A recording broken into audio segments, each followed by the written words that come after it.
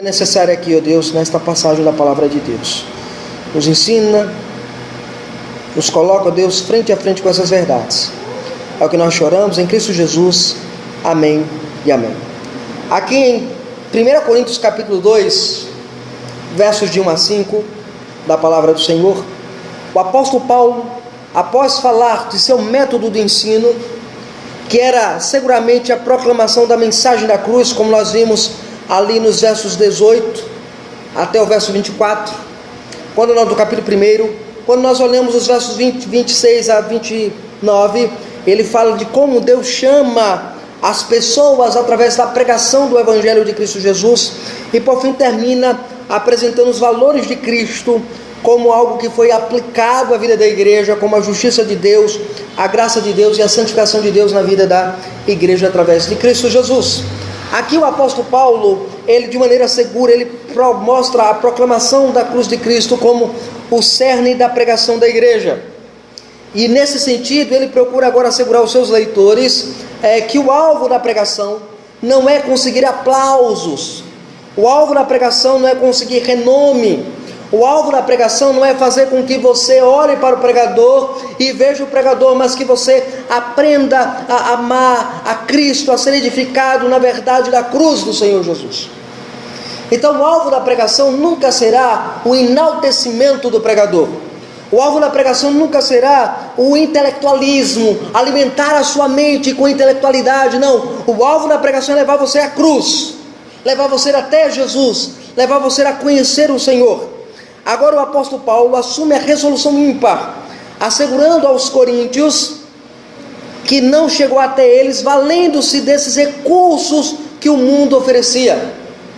Paulo, ele não se aproxima da igreja dizendo: olha, eu sou um bom orador, eu sou um bom teólogo, eu pego a sabedoria humana e coloco no ato da pregação.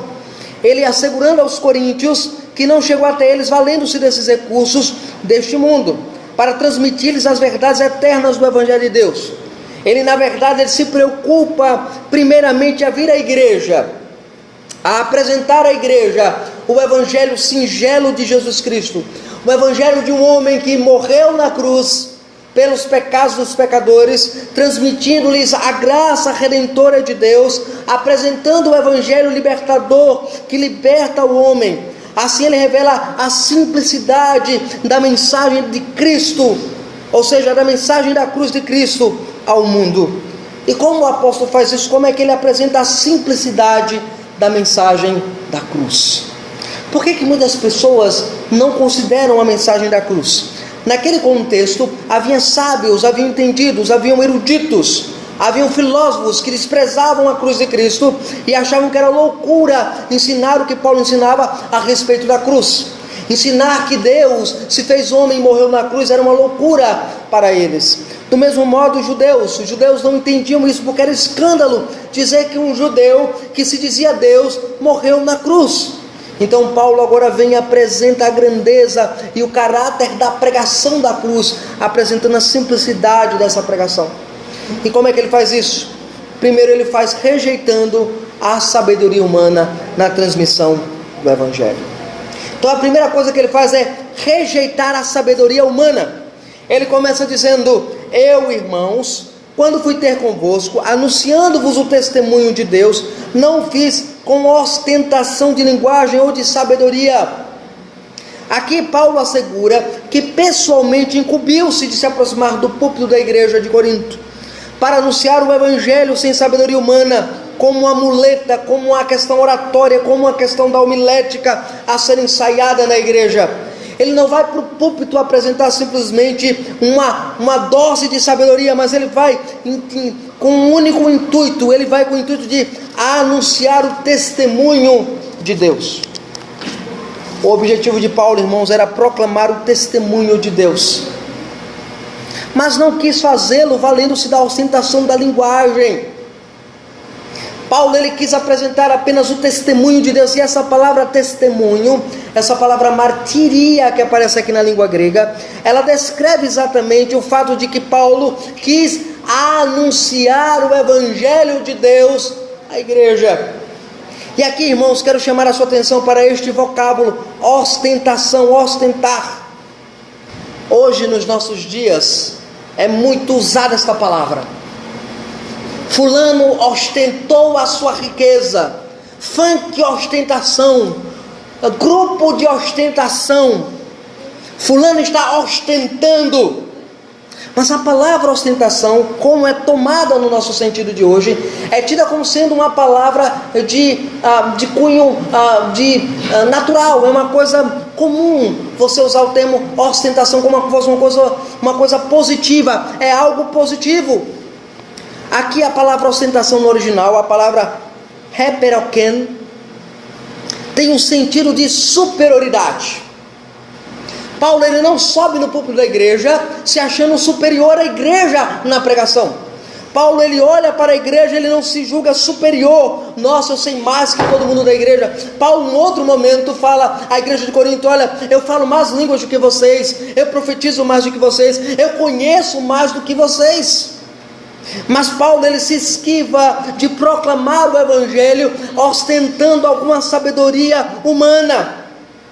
Aqui tem um sentido de superioridade, ou seja, ele não queria mostrar superioridade no seu linguajar. Paulo, ele não quis falar palavras bonitas, belas. Paulo, ele quis de fato fundamentar a sua palavra, a sua pregação, o seu ensino apenas na singeleza, na clareza, no linguajar do evangelho. Cristo morreu e ressuscitou. Cristo foi à cruz e salvou os pecadores. Paulo, ele não quis se preocupar em tratar sobre cognoscibilidade de Deus. Paulo, ele não se preocupou em colocar alguma coisa desta natureza.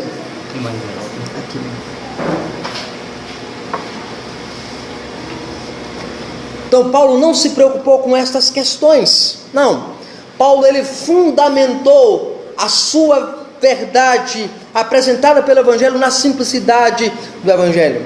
Aqui, quando ele usa isso, ele está dizendo assim: eu não quero subir no púlpito da igreja, pregar o evangelho a vocês como se fosse uma coisa de superioridade, como se fosse maior que tudo por causa da linguagem humana. O termo linguagem aqui, na língua original, simplesmente é palavra. Mas aqui indica que ele não veio ao púlpito com toda a cultura, com toda a ciência humana. O termo que ele usa aqui, o termo logu, tem da palavra de logos. Ele diz, associada a logu, resofia, palavra de sabedoria, palavra de conhecimento humano. Indica que ele recusou-se a usar palavras profissionais da linguagem para transmitir o evangelho. Paulo, ele agora se nega a usar as palavras dos filósofos. Paulo se recusa a dizer: olha, eu não preciso da oratória dos grandes filósofos. Paulo, ele poderia não ter uma oratória boa. Tanto é que Paulo vai dizer na sua carta a Coríntios que alguns, quando leram uma carta, dizem assim: olha, a presença dele é desprezível, a pregação dele é horrível, ele não sabe pregar nada. Mas a palavra dele escrita, a pena dele falada, escrita e colocada, é pesada. Às vezes você prefere um pregador que pregue de maneira mais polida. Talvez você prefira um pregador que ensine o evangelho para você de maneira a usar a palavra, por exemplo, debenture. Você está em debenture com Deus. Você nunca entendeu o que ele estava falando, mas se ele dissesse: você está em dívida com Deus, você entenderia. A clareza do evangelho, irmãos. Às vezes você ignora o quanto o evangelho é claro para você. Às vezes você quer fazer o evangelho uma coisa oculta, escondida, misteriosa. O evangelho não é marcado por uma linguagem misteriosa, uma linguagem erudita, uma linguagem soberba, como usa aqui o termo. Não é a sabedoria humana que vai ensinar o evangelho aos homens, é a graça de Cristo. Deus tem dado o seu testemunho por meio da proclamação do evangelho. É isso que Paulo está dizendo. Paulo declara exatamente isso aqui neste texto. Ele diz: anunciando-vos. E aqui, irmãos, é interessante, porque ele diz assim: irmãos, quando eu fui ter convosco, anunciando-vos o testemunho de Deus. Aqui a palavra anunciando tem um sentido de proclamar para vocês, trazer uma boa nova, trazer uma boa notícia, anunciar uma boa notícia. O que está em foco aqui na passagem, irmãos, é que Paulo se recusa a proclamar o testemunho de Deus, valendo-se da mera, da carnal e da finita sabedoria dos homens.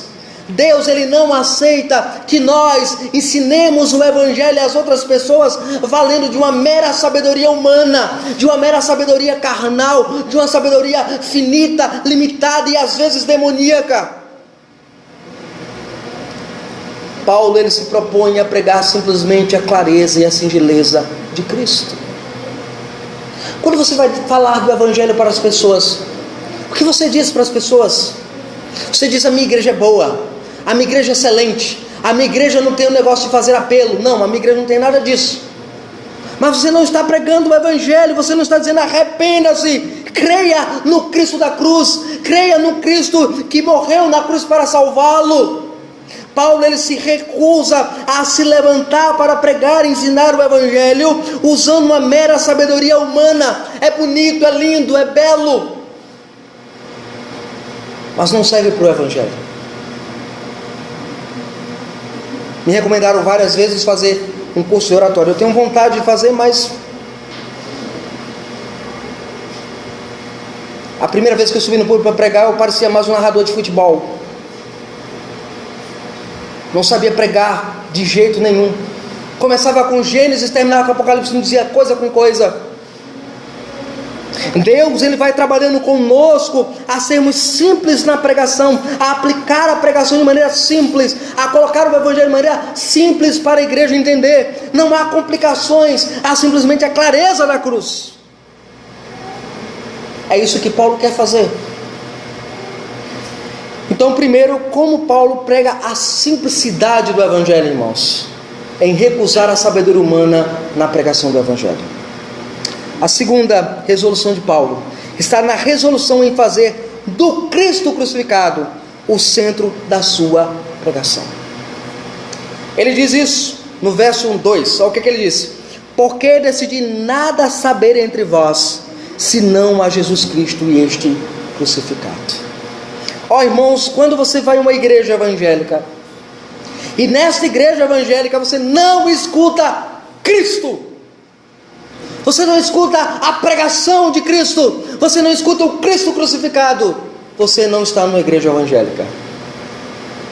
O apóstolo Paulo passa agora, irmãos, a nos apresentar a razão fundamental pela qual ele decidira rejeitar, tratar o Evangelho como um mero discurso elaborado.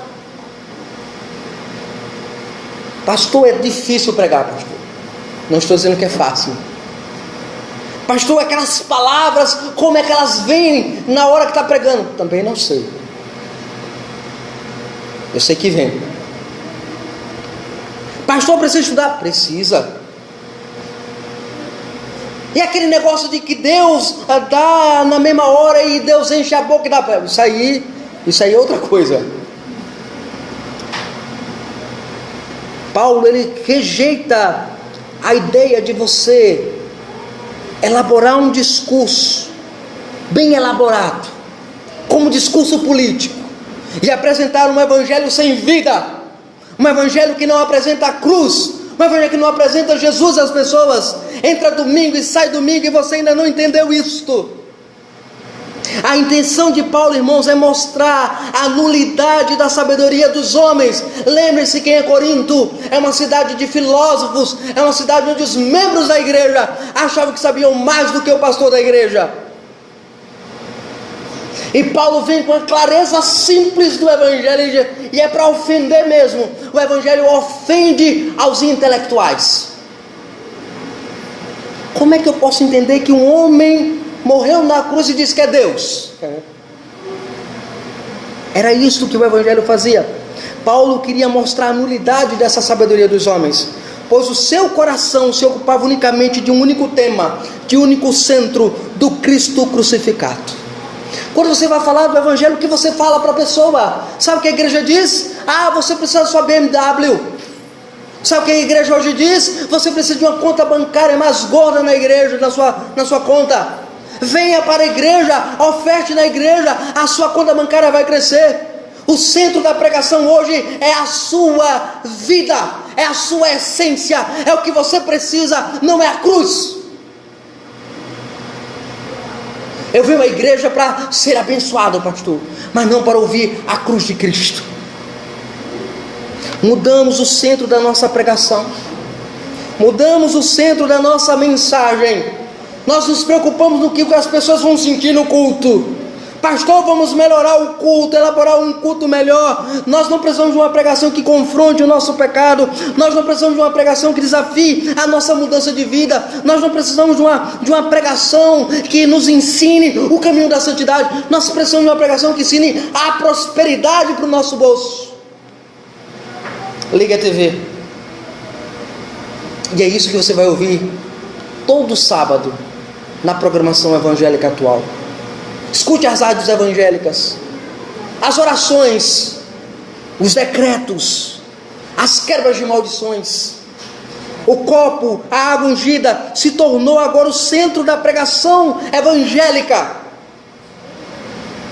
Todo crente agora tem que ser próspero, todo pastor tem que ser rico, ou às vezes tem que ser ladrão. É a mensagem que o mundo oferece. O mundo é neopentecostal, o mundo neoevangélico. Este mundo não apresenta mais o Cristo crucificado. Quer ver um exemplo? Olha as músicas que nós cantamos como igreja. Já ouviu os hinos que você canta? Já observou o quanto falta da cruz? Já observou o quanto falta de Jesus nos hinos evangélicos atuais? Nas músicas gospels que estão nas paradas? Porque você acha que por que eles não falam mais da cruz de Cristo, irmãos? Porque a cruz ofende, a cruz causa escândalo, a cruz confronta o pecado do homem. Ao adicionar o termo crucificado aqui, a palavra grega estauromenon, que aparece aqui, a palavra stauros, que é cruz, não estaca, como ensina os testemunhas de Jeová. Ele estava mostrando que toda a vergonha da cruz, tudo aquilo que a cruz o emblema de vergonha e dor, como há um cântico antigo, ensina-nos, como a própria palavra nos ensina, a ignomínia da cruz. Quando ele falava crucificado, ele está dizendo assim: aquela vergonha da cruz não me impede de pregar o evangelho. Você tem vergonha de ser crente? Você tem vergonha de dizer que segue o Cristo crucificado?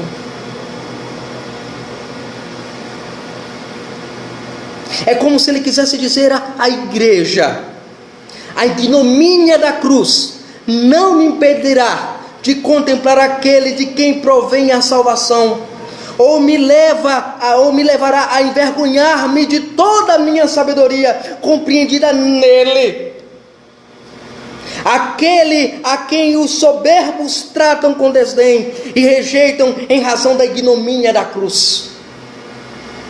Os homens rejeitavam porque a cruz era símbolo de vergonha. Quem era crucificado naquele tempo, irmãos? Era apenas os patricidas e os matricidas e os traidores estatais ou do império.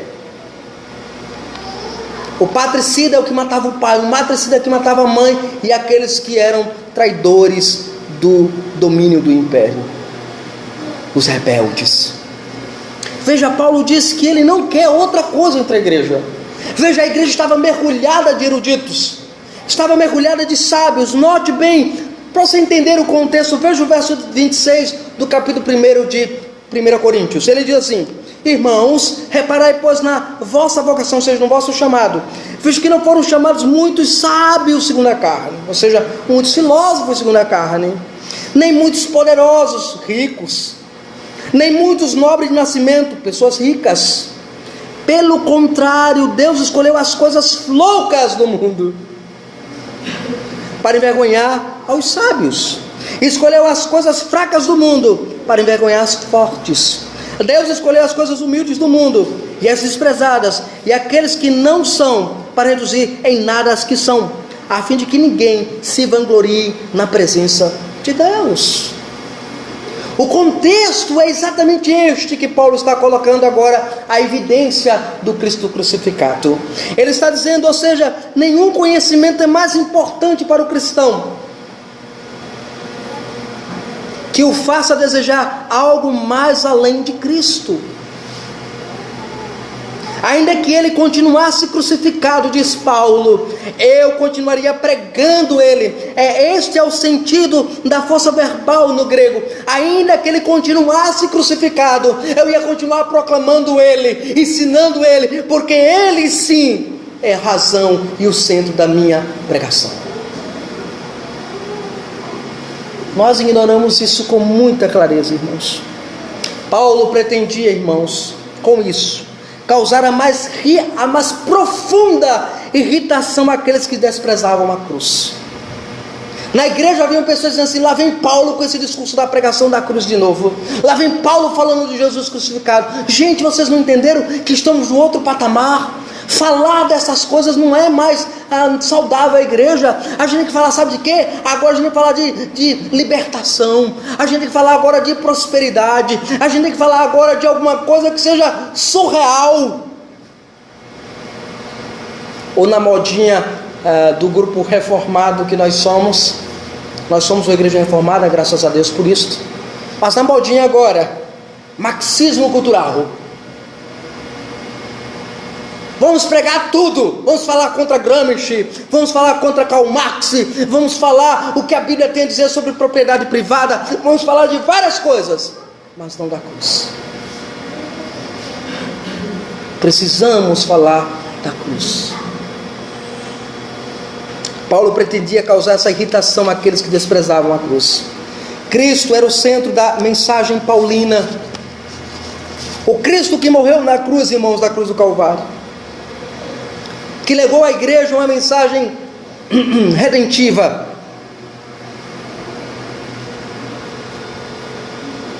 Uma mensagem redentora, eficaz. Tudo que nós ensinamos aos homens, irmãos, devem nos motivar a conduzi-los à cruz de Cristo Jesus. Paulo está dizendo isso. E olha que coisa interessante. Veja aí o início do verso 2. Porque eu decidi nada saber entre vós. Aqui essa expressão decidir eu tomei como determinação.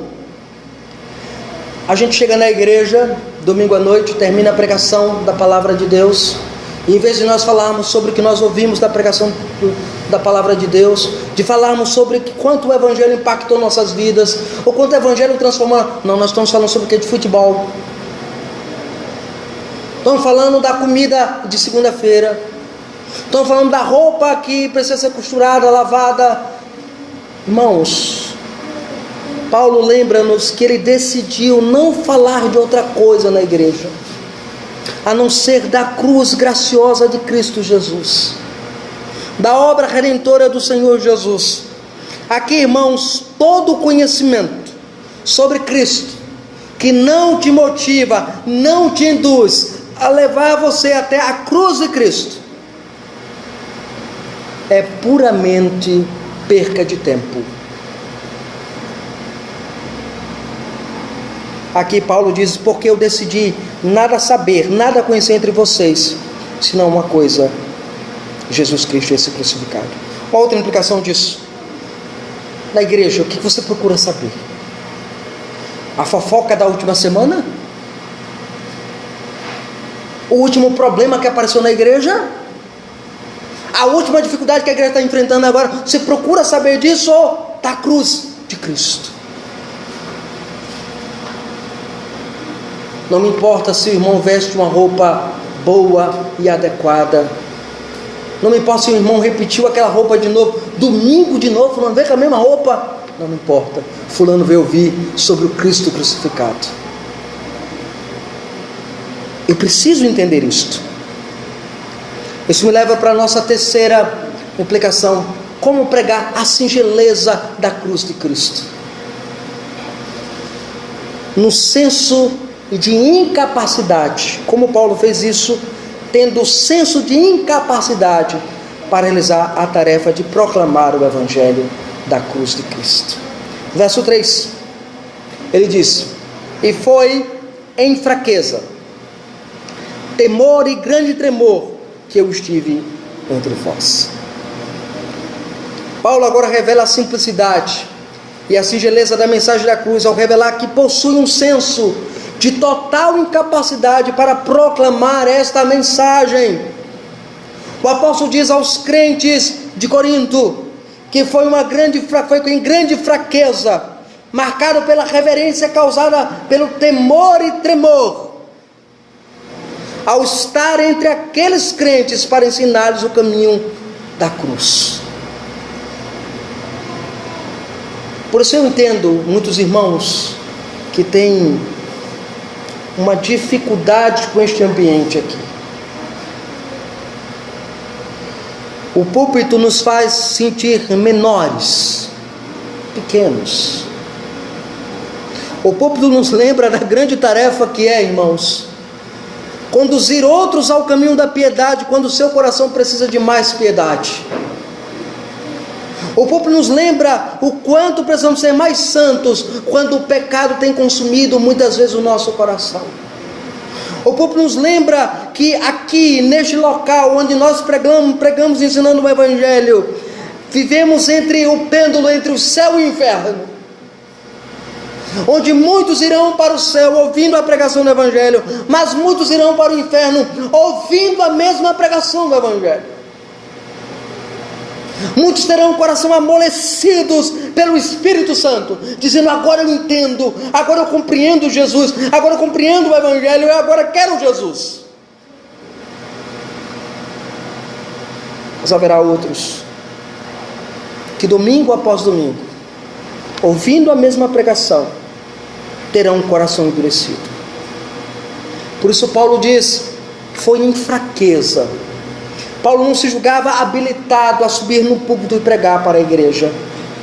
Ele entendia que tudo era a graça de Deus. A pregação, irmãos, na vida do pastor da igreja é a graça de Deus. Ele não sobe no púlpito, ele não prega no púlpito porque ele é mais inteligente ou porque ele estudou mais. Ele pode ter se dedicado 10, 15 horas preparando uma pregação da palavra de Deus. Se o Espírito Santo não trabalhar no coração da igreja, nada fez.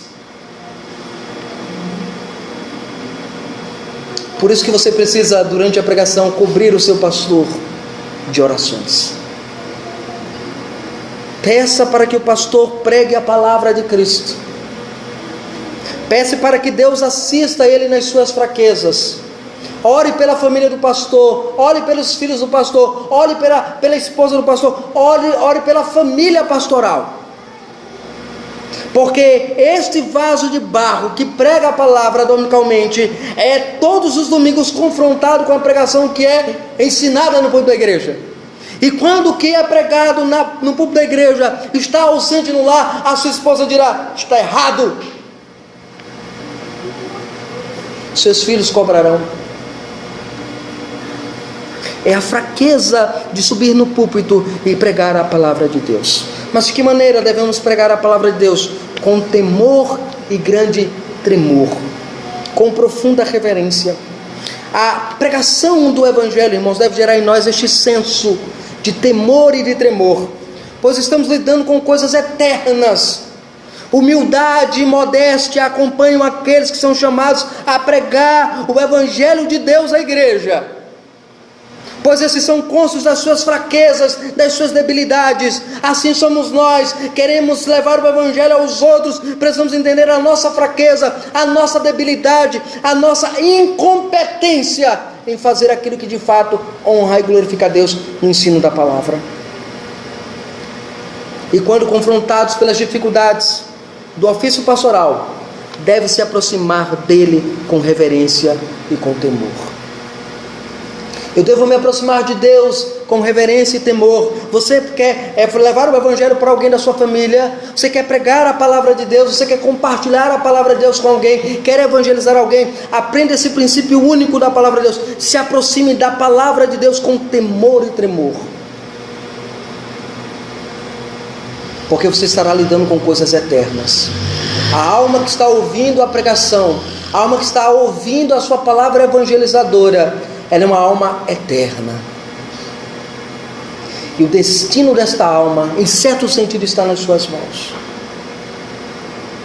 Naquilo que você ensina, naquilo que você aplica ao coração dos crentes. Pois os que exercem o ministério da palavra, irmãos, são imbuídos de confiança com ares de superioridade, ou que exercem o pastorado de forma displicente, como se fossem bem talhados para tal tarefa. Eles não conhecem nem a si mesmo e nem a própria tarefa que foram chamados a realizar. Eu não me julgo incapaz de subir no púlpito e pregar a palavra de Deus. Às vezes há um senso de incapacidade no coração, de que eu não sou um bom pastor e tenho lutado para ser um bom pastor. Mas uma coisa é certa: sempre subirei esse púlpito para pregar o Cristo crucificado. A necessidade de nós, igreja, pregarmos ao mundo o Cristo crucificado. O senso de incapacidade é importante, porque não gera em nós soberba, orgulho, nos lembra a qual é o nosso lugar.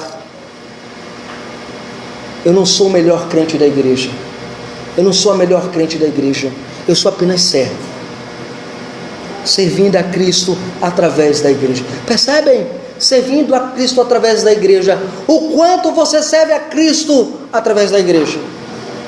A igreja tem passado por dificuldades, tem passado por lutas, por provações, por privações. E o que você tem feito em relação a esta igreja, aonde você é alimentado, ensinado, apresentado e edificado pelo Evangelho de Cristo?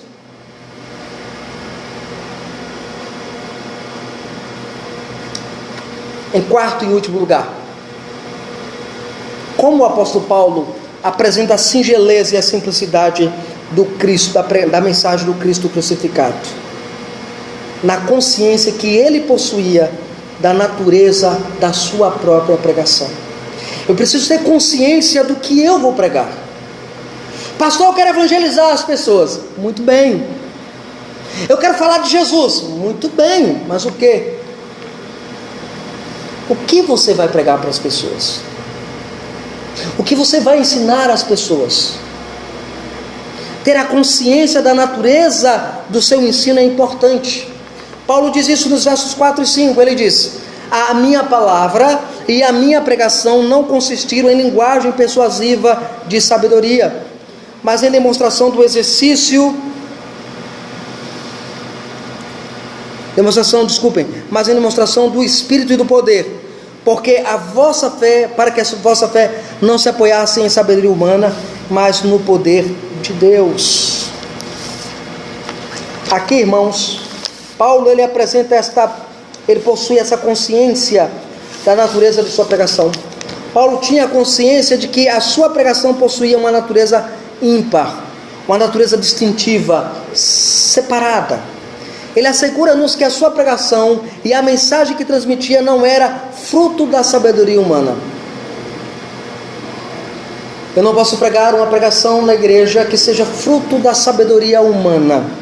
Ele assegura-nos que a sua pregação e a mensagem que transmitia não era fruto dessa sabedoria humana, e não se gloriava e não se originava no poder e na linguagem dos homens, na linguagem dos discursos bem elaborados, dos discursos bem produzidos. A palavra pregação empregada aqui, irmãos, é a palavra grega kerigma. Aponta para uma mensagem que deveria ser entregue. Ela envolvia aqui a ideia de um arauto que deveria transmitir a mensagem que lhe foi confiada, qual ele não poderia adicionar ou modificar, inclusive até mesmo incrementar, melhorar a pregação, melhorar a mensagem. Quando você leva a palavra de Deus, quando você prega a palavra de Deus, quando você exerce o querigma, você deve pregar a palavra de Cristo. É isso que Paulo está dizendo. Paulo está dizendo: a minha palavra e a minha pregação não vieram com linguagem de convencimento. Eu não quero convencer vocês. Eu não quero arrancar aplauso de vocês.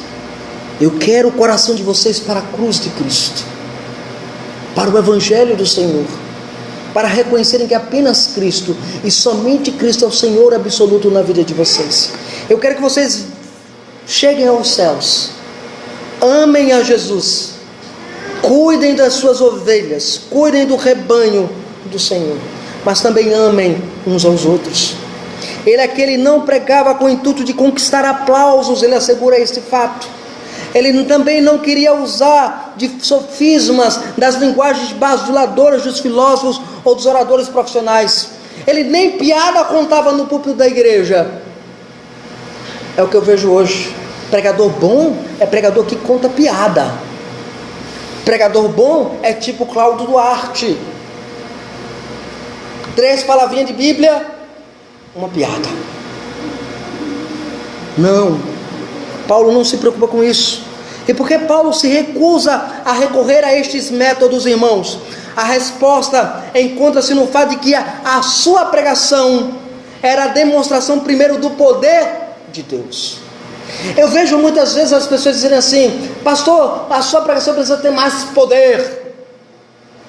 Mas a pregação, ela é o poder de Deus. Eu não preciso de mais poder, eu preciso de mais oração. Eu preciso que a igreja ore mais por mim. Eu preciso que os irmãos orem mais por mim. Eu preciso que os irmãos orem mais pela a minha família. Eu preciso mais que a igreja se preocupe com outras coisas em relação ao Evangelho de Cristo. A resposta, irmãos, está no fato de que a pregação era a demonstração do poder de Deus na vida do apóstolo. Isto por meio do Espírito Santo, que com a sua singeleza, com a sua simplicidade da pregação da cruz, para trazer homens ao arrependimento a Cristo, Paulo pregava, o Espírito Santo agia, Paulo chamava, Paulo insistia com os incrédulos da igreja, para que pudessem abraçar Jesus, e o Espírito Santo ia lá e agia. Qual é o objetivo de Paulo aqui, irmãos? O objetivo de Paulo era enaltecer o papel do Espírito Santo na produção do poder da pregação, que estava no fato de que a igreja não viesse a se apoiar na sabedoria dos homens. Paulo diz isso, ele diz: olha, não consistia em linguagem de sabedoria persuasiva humana, mas em noção do Espírito e de poder, para que a vossa fé não se apoiassem em sabedoria humana. E aqui é importante: pastor, como é que o senhor entende esse texto? Um crente pergunta, o pastor responde, aí num outro dado debate tal, dando debate tal, aí não, mas o meu pastor disse que era assim. Você está se apoiando em sabedoria humana. Então o que eu devo fazer? O meu pastor, à luz da Escritura, ensinou desse jeito. A autoridade não está no seu pastor, a autoridade está na pregação que ele ensina pela palavra. A autoridade da minha pregação não é porque eu sou pastor, ordenado e colocado à frente da igreja, mas a autoridade da minha pregação está na palavra que eu prego. É a palavra de Deus que me dá a liberdade de pregar o Evangelho. É a palavra de Deus que dá autoridade ao pregador, ensinar o Evangelho. É o papel do Espírito Santo falar isto e fazer isto. Pois se a pregação tiver apoio apenas no vigor da eloquência dos pregadores, poderão ser derrubados por um orador melhor. Vou dar aqui um exemplo bem básico. Não sei se os irmãos aqui chegaram a conhecer, não lembro, não sei se ele já pregou aqui, talvez tenha pregado, o pastor Samuel Vitalino. Já pregou aqui na igreja? Não, né, pastor Vitalino? Já tentei trazê-lo aqui depois que já assumi aqui, mas é difícil. O pastor Samuel Vitalino é um dos poucos oradores que eu admiro ouvir pregando. Tem uma oratória muito boa, a linguagem é muito boa.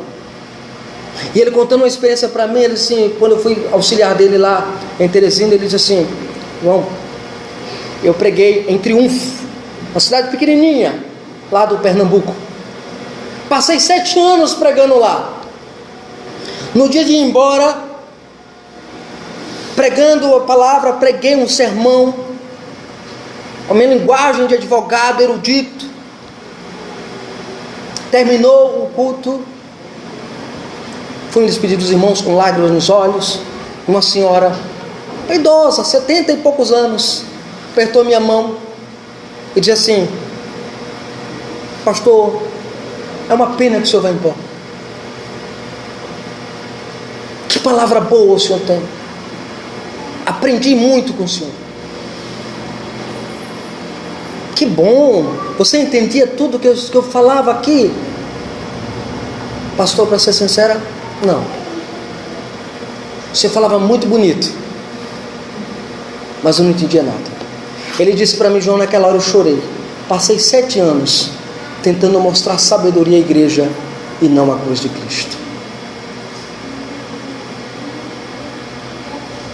Precisamos apresentar a cruz de Cristo aos homens. Não é a eloquência do pregador, irmãos. Não que Paulo desprezasse essas ciências, não que Paulo desprezasse a oratória, não que Paulo desprezasse a hermenêutica, mas ele tensionava mostrar que a pregação não deve se fundamentar nestas coisas, para que a fé da igreja não ficasse restringida a mentalidades e a ensinos meramente humanos. Aquela velha história: fulano disse isso, Beltrano disse isso, e cadê o sermão? Cadê a pregação? Cadê o evangelho?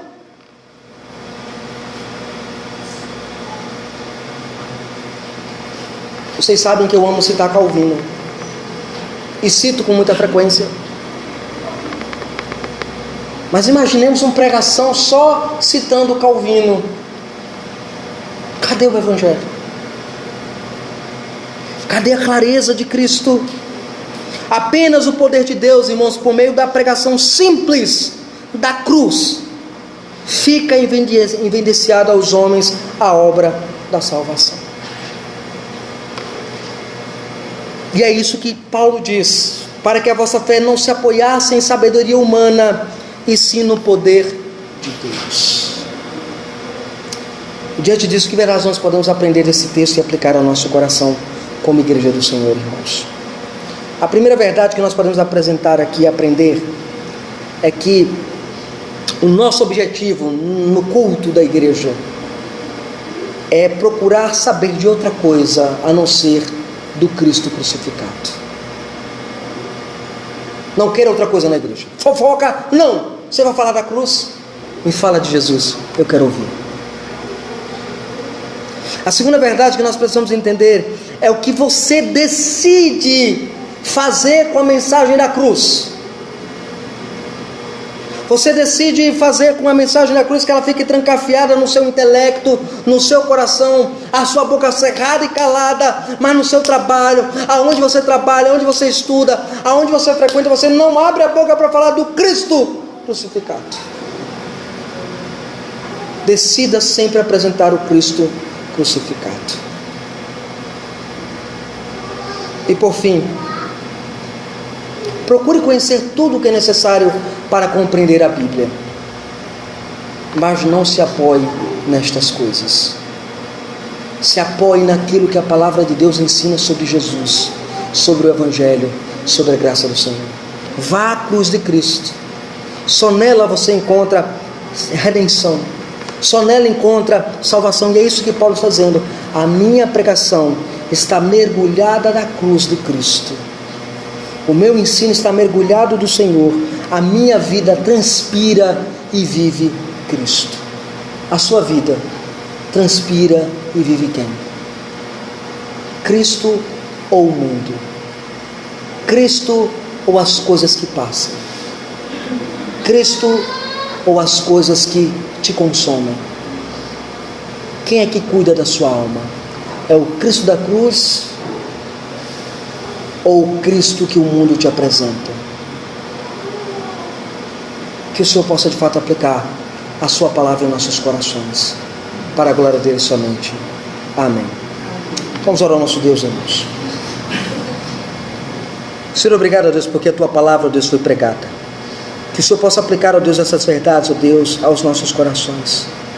Nos guia, nos motiva, nos ensina, ó Deus, a confiar na tua graça e na tua providência, Senhor, para que nós possamos proclamar Cristo e este crucificado para o mundo, Senhor. Que o Senhor possa de fato manifestar o teu amor e a tua bondade sobre nós.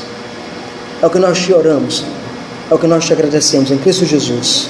Amém e amém.